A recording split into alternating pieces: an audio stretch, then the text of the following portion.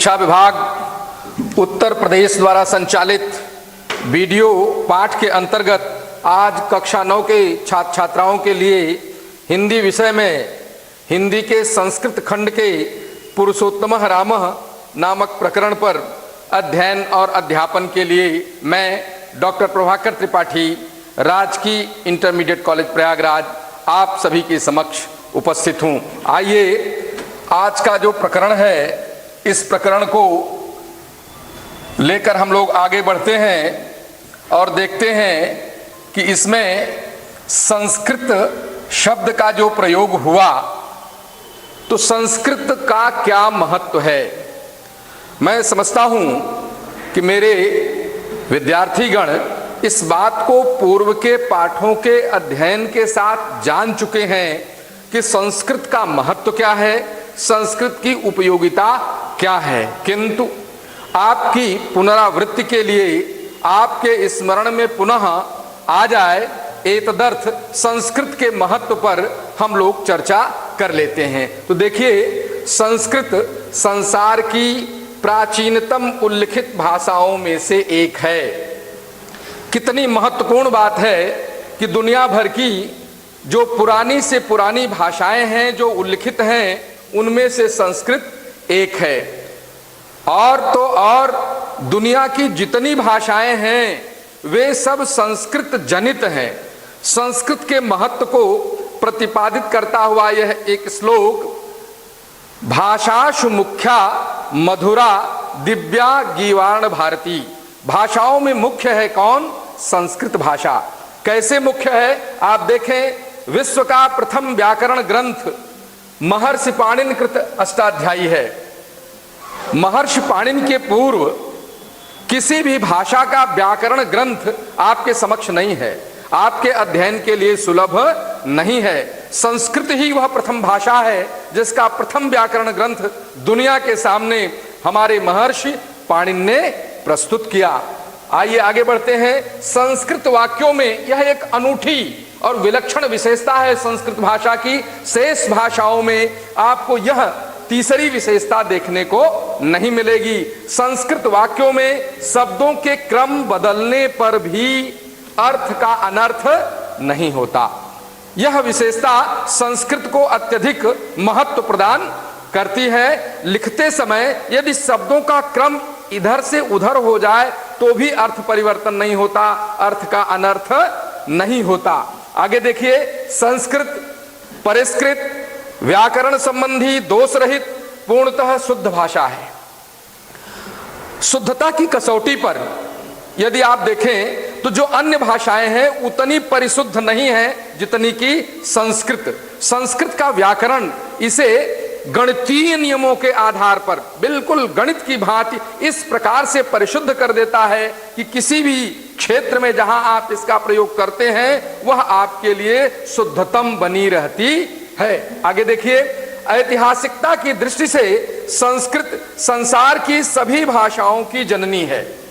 यानी सभी भाषाएं इसी संस्कृत भाषा से निःसृत हुई हैं, निकलकर हमारे सामने आई हैं।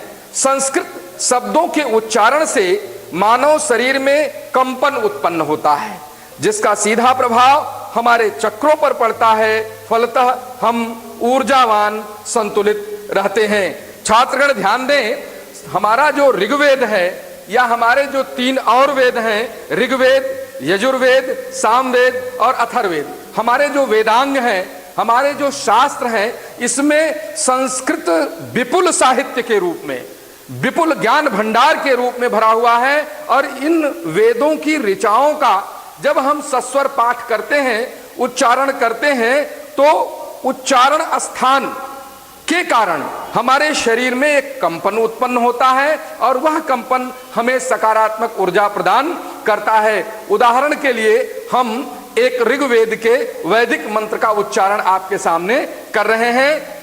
स्वस्तिनः इंद्रो वेधस्रवा स्वस्तिनः पूषा विश्ववेदाः स्वस्तिनस्तार्क्ष्यो अरिष्टनेमिः स्वस्तिनो बृहस्पतिर्दधातु। तो आप देखें कि संस्कृत के जो वर्ण हैं, इनका जो उच्चारण स्थान है वो शरीर के अंगों से सुमेलित है।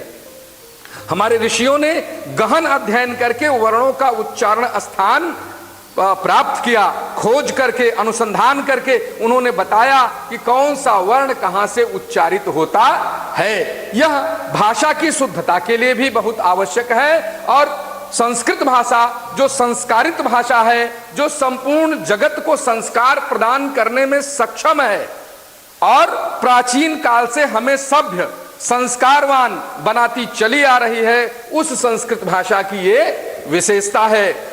आगे बढ़ते हैं। संस्कृत के महत्व के बाद आप देखें आज का जो प्रकरण है पुरुषोत्तमः रामः, बहुत ही सुंदर अभिराम शीर्षक है पुरुषोत्तमः रामः। राम यानी मर्यादा पुरुषोत्तम, अर्थात भारत की ही धरती को नहीं वरन संपूर्ण विश्व को अपने आदर्शों से प्रभावित करने वाले, अपने जीवन मूल्यों से एक सिद्धांत देने वाले राम का नाम जगत में प्रसिद्ध है। आइए इनके इस शीर्षक के अंतर्गत हम देखते हैं कि हम क्या सीखेंगे, हमारे छात्रगण क्या सीख सकेंगे। मर्यादा पुरुषोत्तम भगवान राम के गुणों के बारे में आप जान सकेंगे, श्री राम के जीवनादर्शों के बारे में आप जानेंगे, साथ ही श्री राम के जीवन मूल्यों के बारे में जानेंगे और इस पाठ में आए हुए कठिन शब्दों के अर्थ के बारे में आप जानेंगे, साथ ही साथ पाठ्य वस्तु के हिंदी अनुवाद के बारे में भी आप जानेंगे। इस प्रकरण में आपको यह सीखने को मिलेगा। यह पूरा का पूरा प्रकरण, पूरे के पूरे प्रकरण को आप श्लोक में देखते हैं। श्लोक क्या है इसे भी आप समझ लें। यद्यपि पीछे भी आप श्लोकों का अध्ययन कर चुके हैं, तथापि एक बार पुनः आपकी पुनरावृत्ति के लिए मैं श्लोक के बारे में संक्षिप्त रूप से आपको बताते हुए आगे बढ़ता हूं। श्लोक्यते पद्य रूपेण संहन्यते कविभिः इति श्लोकः, अर्थात कवियों के द्वारा पद्य के रूप में संग्रहित रचना श्लोक है। श्लोक प्रायः छंद के रूप में होते हैं और श्लोक में गति, यति और लय बद्धता भी होती है। संस्कृत का कोई छंद या पद्य श्लोक कहा जाता है। संस्कृत का जो पद्य है, जो पद्य में रचना है, उसे ही हम श्लोक कहते हैं। इसकी विशेषता यह होती है कि यह ग्राह्य होता है और आसानी से आपको याद हो जाता है। आइए आज का जो प्रकरण है पुरुषोत्तमः रामः, तो उसमें राम शब्द का व्युत्पत्ति मूलक अर्थ क्या है यह हम लोग जान लें, क्योंकि राम भारतीय जनजीवन से जुड़े हुए पुरुषोत्तम हैं, परब्रह्म है, परम पिता है, जिनकी इच्छा मात्र ही इस संसार के संचालित होने का कारक है और कारण है। आइए, रमन्ते योगिनो यस्मिन् इति रामः, राम कौन है? जिनमें योगी जन रमण करते हैं उन्हें हम राम कहते हैं। और दूसरे रूप में आप देखें, रम क्रीडायाम धातु से हलस्य सूत्र से धय प्रत्यय करने पर राम शब्द बनता है। साथ ही तीसरे रूप में हम कह सकते हैं राष्ट्रस्य मंगलम यस्मिन् इति रामः, जहां राष्ट्र का मंगल निहित है वही राम है। रा यानी राष्ट्र, म यानी मंगल। आगे देखिए, रामो विग्रहवान धर्मः, धर्म का साक्षात स्वरूप ही राम है।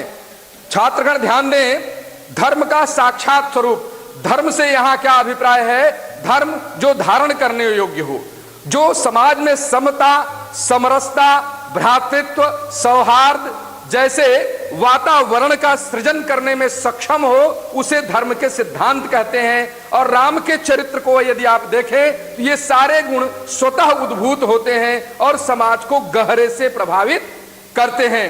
राम के संबंध में अवधी भाषा में एक कालजयी रचना रची गई, जिसके रचनाकार हैं महात्मा तुलसी, संत शिरोमणि तुलसी, जिन्होंने भी राम के नाम की महत्ता को, राम के चरित्र की महत्ता को, राम के जीवन के आदर्शों को अपने ग्रंथ में खूब महत्वपूर्ण तरीके से उद्घाटित किया है। आइए, रामचरितमानस जो तुलसी की महत्वपूर्ण रचना है, महाकाव्य है, उसमें इनके नामकरण को देख लेते हैं। जो आनंद सिंधु सुख राशि, सीकर ते त्रैलोक्य सुपासी, सो सुख धाम राम असनामा अखिल लोकदायक विश्रामा। संपूर्ण संसार को विश्राम प्रदान करने वाले, संपूर्ण जगत को आनंद प्रदान करने वाले कौन है?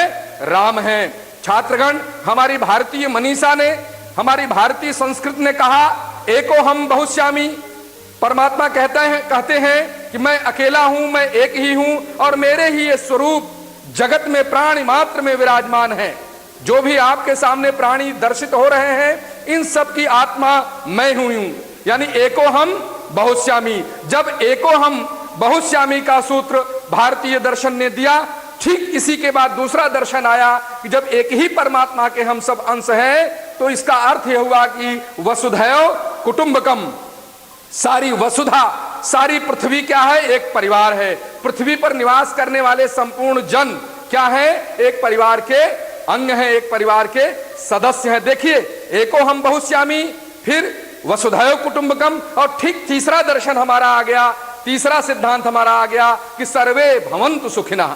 जब हम सभी एक परिवार के हैं तो सभी लोग सुखी हों, किसी को किसी भी प्रकार की पीड़ा न हो, किसी को किसी भी प्रकार का कष्ट न हो। यह दर्शन भारतीय संस्कृति का मूलाधार है, जो राम के चरित्र में आपको स्पष्ट दिखाई पड़ेगा। इसलिए राम मर्यादा पुरुषोत्तम है, पुरुषों में उत्तम है। अतः यह शीर्षक अपने आप में उपयुक्त है, युक्त है और प्रासंगिक भी है। आइए आगे बढ़ते हैं। रामचरितमानस में मर्यादा पुरुषोत्तम को देखने के बाद हम अपने पाठ्य पुस्तक पर आते हैं और यह देखते हैं कि संस्कृत खंड, जो हमारी हिंदी की पाठ्य पुस्तक का एक क्षेत्र है, उसमें किस तरह के प्रश्न हमसे पूछे जाएंगे, किस प्रकार का अभ्यास हमें संस्कृत खंड के लिए करना है। तो देखिए, गद्यांश अथवा श्लोक का संदर्भ सहित अनुवाद, ये प्रश्न हमसे परीक्षा में पूछा जाएगा। गद्यांश दिया होगा या पद्यांश दिया होगा, श्लोक दिए होंगे जिनका अनुवाद हमें करना होगा। साथ ही पाठ्य पुस्तक से एक श्लोक लेखन जो प्रश्न पत्र में ना आया हो, हमें 2 अंकों का एक श्लोक लिखना होगा जो उस प्रश्न पत्र में ना आया हो। इसके लिए मेरा सुझाव है, आज का ही जो ये शीर्षक है पुरुषोत्तमः रामः, इसके 11 श्लोक बहुत ही ग्राह्य हैं, बहुत ही सुंदर हैं। इनका बार बार आप वाचन करें, इन्हें कंठस्थ कर लें, तो आपके परीक्षा में पूछा जाने वाला 2 अंक का यह सवाल, 2 अंक का यह प्रश्न, जिसका उत्तर आप बड़ी सुविधापूर्वक आसानी से दे सकेंगे। आगे देखिए, संस्कृत के निर्धारित पाठों पर आधारित 2 अति लघु प्रश्नों का उत्तर संस्कृत में देना होगा। इसके लिए आपको जिस भी पाठ का आप अध्ययन करें, एकाग्र चित्त होकर, दत्त चित्त होकर उसे समझ लें, फिर आप आसानी से अति लघु प्रश्नों का उत्तर देने में समर्थ और सक्षम हो सकेंगे। संस्कृत व्याकरण, जिसके अंतर्गत संधि है, संधि में स्वर संधियां जिनमें दीर्घ और गुण 2 संधियां आपके पाठ्यक्रम में है, और इन संधियों के संदर्भ में परिभाषा, उदाहरण और इनकी पहचान से संबंधित आपको अभ्यास करना है। शब्द रूप में राम, हरि, भानु और अस्मद, इन शब्दों का शब्द रूप आप कंठस्थ कर लेंगे। साथ ही धातु रूप में आप गम, भू, क्री, ये 5 लकार यानी लट, लोट, विधिलिंग, लंग तथा लिट लकार, इन 5 लकारों में इन गम, भू और क्री धातुओं को आप कंठस्थ कर लेंगे। साथ ही हिंदी के 2 सरल वाक्यों का संस्कृत में अनुवाद भी आपकी परीक्षा में आपसे पूछा जाएगा। इस प्रकार संस्कृत खंड के प्रश्नों को आप समझ चुके होंगे। आइए हम चलते हैं आज के शीर्षक पुरुषोत्तमः रामः की ओर। पुरुषोत्तमः रामः का पहला श्लोक बहुत ही सुंदर श्लोक। इक्ष्वाकु वंश प्रभो रामो नाम जनय श्रुतः नियतात्मा महावीर्यो द्युतिमान धृतिमान वशी। इसमें इस श्लोक में जो कठिन शब्द हैं उनका निवारण कर लें, आप उन्हें देख लें। नियतात्मा, जिसका मन बस में हो, द्युतिमान कांति युक्त, धृतिमान धैर्यवान, वशी इंद्रियों को जीतने वाला। अब आपने देखा यह प्रथम श्लोक। अब इसका हम संदर्भ कैसे लिखेंगे और इसका हिंदी अनुवाद हम कैसे लिखेंगे, तो आइए देखते हैं इसका संदर्भ। आप अपनी उत्तर पुस्तिका में कैसे लिखेंगे। प्रस्तुत श्लोक हमारी हिंदी पाठ्य पुस्तक के अंतर्गत संस्कृत खंड के पुरुषोत्तमः रामः नामक पाठ से लिया गया है। ये संदर्भ हो गया। अब इसके 11 कुल श्लोक हैं। ये पहले श्लोक का संदर्भ हुआ, शेष श्लोकों का संदर्भ भी आप इसी प्रकार से लिखेंगे।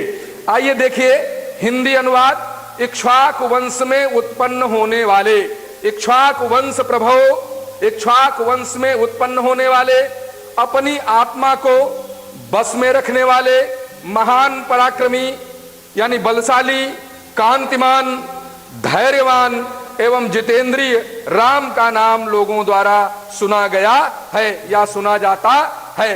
रामो नाम जनैः श्रुतः। ऐसे राम जिनके ये गुण ऊपर आपको हिंदी अनुवाद में और उस श्लोक में देखने को मिले कि इक्ष्वाकु वंश प्रभव रामो नाम जनैः श्रुतः।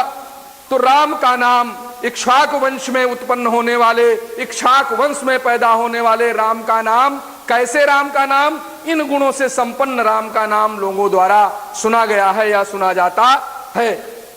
छात्रगण, यह एक विशेष ध्यान आपको देना है।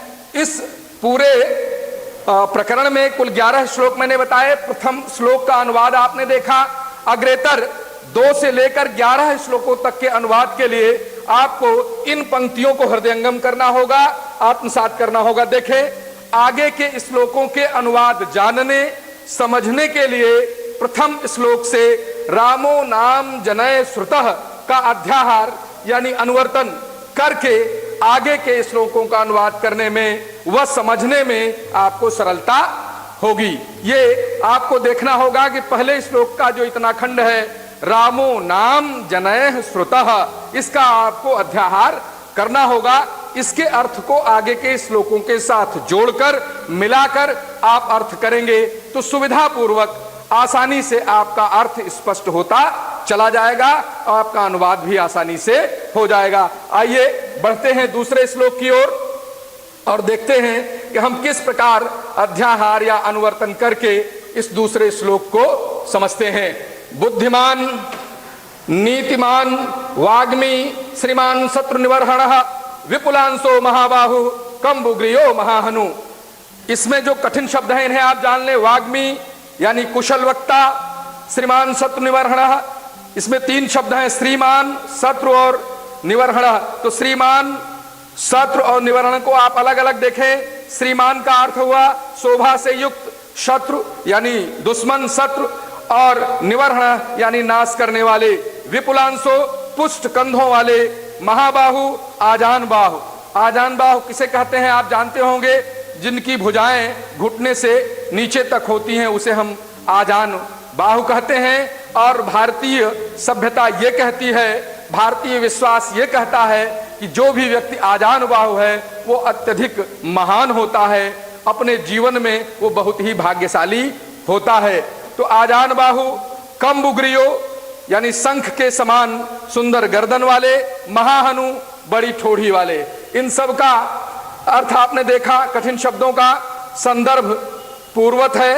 हिंदी अनुवाद आप देखें। बुद्धिमान, नीतिज्ञ, बोलने में कुशल, शोभा संपन्न, शत्रुओं का नाश करने वाले, पुष्ट कंधों वाले, विशाल भुजाओं वाले, शंख के समान गर्दन वाले, बड़ी ठोड़ी वाले राम का नाम लोगों द्वारा सुना गया है या सुना जाता है। अब आप यहां देखें, राम का नाम लोगों द्वारा सुना गया है या सुना जाता है, यह प्रथम श्लोक से हमने अध्याहार कर लिया, अनुवर्तन कर लिया और आसानी से आपके इस श्लोक का अनुवाद पूर्ण हो गया। तो आप इस प्रकार से अगले जितने भी इस प्रकरण के श्लोक हैं सब में रामो नाम जनैः श्रुतः का अध्याहार करते हुए, अनुवर्तन करते हुए, इसके अर्थ को उस श्लोक के अर्थ के साथ जोड़ते हुए अपना अनुवाद पूर्ण करेंगे। आइए आगे बढ़ते हैं और तीसरे श्लोक की ओर चलते हैं। देखिए कितने सुंदर सुंदर ये श्लोक हैं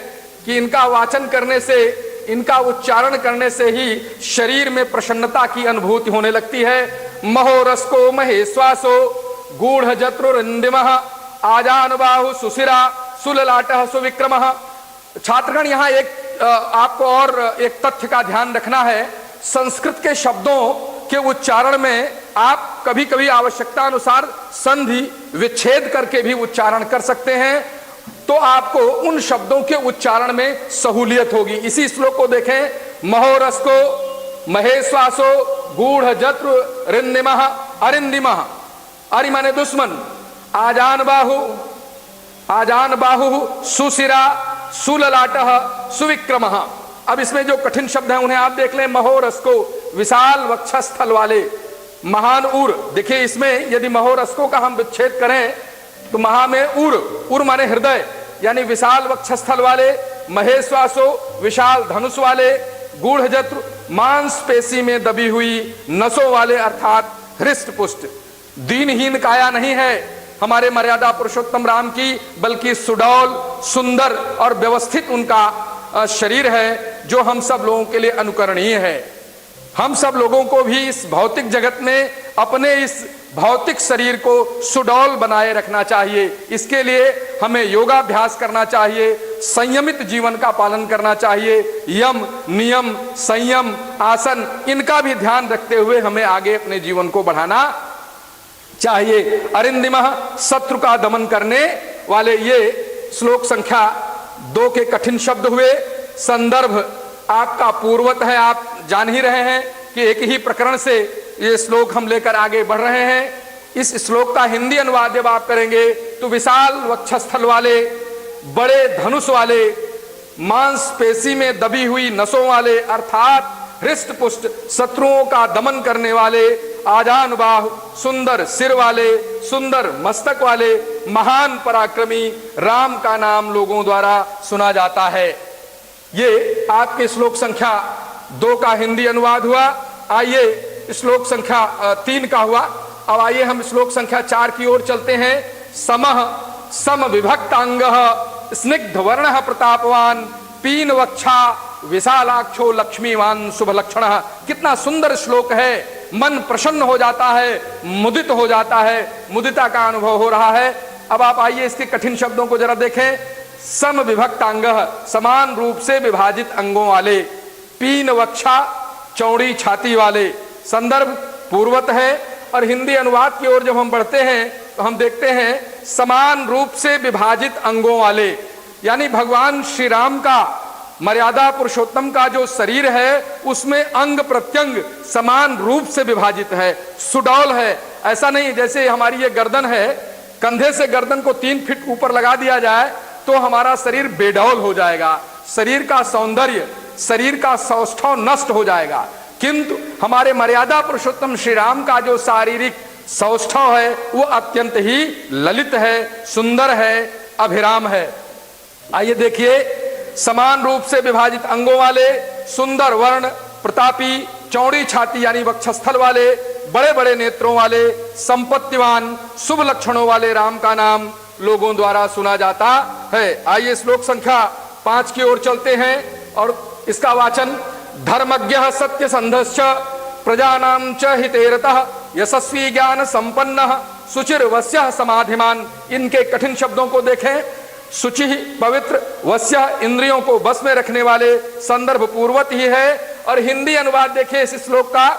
धर्म के ज्ञाता, धर्म के ज्ञाता, सत्य प्रतिज्ञा वाले, प्रजा के हित में लगे रहने वाले, यशस्वी, ज्ञान निधान, पवित्र, जितेंद्रिय, समाधिस्थ अर्थात एकाग्र चित्त रहने वाले राम का नाम लोगों द्वारा सुना जाता है। इस श्लोक से छात्रगण सीख लें कि अब जैसे आप अध्ययन करने बैठे तो आपको समाधिस्थ होना होगा, यानी एकाग्र चित्तता आपको स्थापित करनी होगी, तभी आप ज्ञान के निधान बन सकेंगे। आगे आइए श्लोक संख्या 6 की ओर चलते हैं। प्रजापति समः श्रीमान धाता रिपो निषूदनः रक्षिता जीवलोकस्य धर्मस्य परिरक्षिता। इसके कठिन शब्दों को देखें। धाता यानी पालन करने वाले, रिपु निषूदनः शत्रुओं का विनाश करने वाले, परिरक्षिता रक्षा करने वाले। संदर्भ यथावत है। हिंदी अनुवाद। प्रजापति के समान सभी का पालन करने वाले, शत्रुओं का विनाश करने वाले, जीवलोक की रक्षा करने वाले धर्म रक्षक राम का नाम लोगों द्वारा सुना जाता है। जीवलोक यानी संपूर्ण संसार के जो प्राणी मात्र हैं सबकी रक्षा आपके द्वारा की जाती है। रक्षिता स्वस्य धर्मस्य स्वजनस्य च रक्षिता वेद वेदांग तत्वज्ञो धनुर्वेदे च निश्चिता। ये 7वां श्लोक, इसे देखें। स्वस्य अपने, धनुर्वेदे धनुर्विद्या में, निश्चिता निपुण, संदर्भ यथावत है। हिंदी अनुवाद अपने धर्म के रक्षक, अपने परिजनों की रक्षा करने वाले, वेद और वेदांग के तत्व को जानने वाले, धनुर्विद्या में निपुण राम का नाम लोगों द्वारा सुना जाता है। वेद 4 हैं और वेदांग 6 हैं। शिक्षा, कल्प, ज्योतिष, निरुक्त, व्याकरण और छंद, इन्हें हम वेदांग कहते हैं। आइए अगले श्लोक की ओर चलते हैं। श्लोक संख्या 8, इसे आप देखें। सर्वशास्त्र तत्वज्ञ स्मृतिमान प्रतिभानवान सर्वलोक प्रिय साधुर दीनात्मा विचक्षण। इसके कठिन शब्द अधीनात्मा यानी स्वतंत्र, विचक्षण यानी चतुर या विद्वान। संदर्भ पिछले श्लोकों की भांति, हिंदी अनुवाद संपूर्ण शास्त्रों के अर्थ तत्व को जानने वाले, स्मृति संपन्न, प्रतिभाशाली, संपूर्ण संसार के प्रिय, सज्जन, स्वतंत्र विचार वाले विद्वान राम का नाम लोगों द्वारा सुना गया है या सुना जाता है। आइए श्लोक संख्या 9 की ओर चलते हैं। सच नित्यम प्रशांतात्मा मृदु पूर्वम च भासते उच्च मानो अपि परुषम नोत्तरम प्रतिपद्यते। इसमें जो कठिन शब्द हैं, प्रशांतात्मा शांत चित्त वाले, मृदु मधुर, भासते बोलते हैं, परुषम कठोर। आप देखें संदर्भ तो यथावत ही है, आप समझ चुके हैं। इसका हिंदी अनुवाद देखें। नित्य शांत मन वाले, मृदुभाषी यानी मधुर बोलने वाले और स्वाभिमानी होने पर भी कठोर उत्तर का प्रतिपादन न करने वाले, किसी से कठोर उत्तर प्रतिपादित नहीं करते, ऐसे राम का नाम लोगों द्वारा सुना गया है या सुना जाता है। श्लोक संख्या आप देखें 10, कदाचित उपकारेण कृते नयकेन तुष्यति न स्मरत्यपकाराणाम सतमप्यात्मशक्तया। ये बहुत ही सुंदर श्लोक, कठिन शब्दों को आप देखें। कदाचित उपकारेण, कदाचित उपकार यानी कभी किसी ने अगर इनके साथ कोई उपकार कर दिया तो उसे कभी भूलते नहीं, कभी उपकार के द्वारा तुष्यति संतुष्ट हो जाते हैं। स्मरत्यपकाराणाम अपकारों को याद नहीं करते। सतमप्यात्मशक्तया अपनी आत्मशक्ति से 100 को भी। अब आप देखें इसका अनुवाद, इस श्लोक का अनुवाद समझें। संदर्भ यथावत है। दूसरों के कदाचित किए गए उपकार से संतुष्ट हो जाने वाले, अपनी आत्मशक्ति से किसी के द्वारा किए गए 100 अपकारों को भी याद न करने वाले राम का नाम लोगों द्वारा सुना गया है या सुना जाता है। छात्रगण, अब यहां आप जो अंतिम श्लोक है इस प्रकरण का, सर्व विद्या वृतस्नातो यथावत सांग वेदवित अमोघ क्रोध हर्षस्य त्याग संयम कालवित। इसके कठिन शब्द, सर्व विद्या वृतस्नातो सभी विद्याओं में पारंगत, सांग वेदवित वेदों के अंगों को जानने वाले, अमोघ निष्फल न होने वाला। इसमें संदर्भ तो यथावत ही है। हिंदी अनुवाद सभी विद्याओं में पारंगत, वेद के अंगों को भली प्रकार जानने वाले, जिनका क्रोध और हर्ष दोनों ही निष्फल नहीं होता, त्याग और संयम के समय को जानने वाले राम का नाम लोगों द्वारा सुना गया है या सुना जाता है। आगे देखिए, अब इस प्रकरण के अंतिम सोपान में चलते हैं। आपको घर पर क्या करना है? प्रश्न अभ्यास। उपर्युक्त श्लोकों को कंठस्थ कीजिए, कठिन शब्दों की सूची बनाइए एवं उनके सरल शब्द लिखकर अभ्यास कीजिए। साथ ही उपर्युक्त श्लोकों का संदर्भ सहित अनुवाद लेखन का अभ्यास अपने घर में कीजिए। ये इस प्रकार से आपका ये प्रकरण समाप्त होता है। मैं समझता हूं पुरुषोत्तमः रामः प्रकरण को आप भली भांति समझ चुके होंगे। मैं अपनी वाणी को विराम देता हूं और आज की कक्षा का समापन करता हूं। धन्यवाद।